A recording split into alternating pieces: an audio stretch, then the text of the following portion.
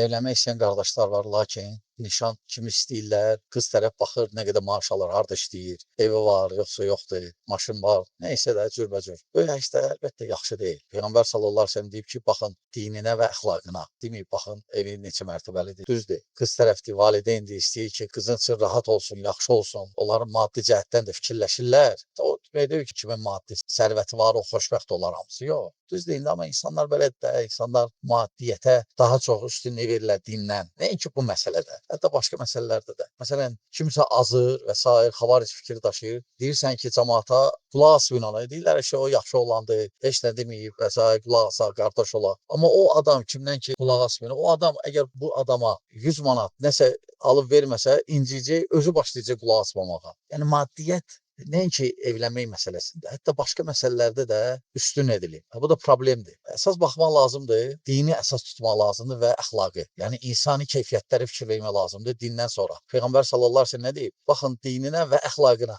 Yəni din aydındır, əxlaqı yəni insani keyfiyyətləri. Əgər insani keyfiyyətləri varsa, hə. Məsələn, əgər adam işləyib dolandıra biləcəksə ailəni, vəssalam, əlhamdülillah. Amma demək ki, ev yoxdur və ya maşın yoxdur və ya nə yoxdur, verər evi olana, maşını olana sonra qız xoşbəxt olmaz. Elə yanaşmaq düzgün deyil.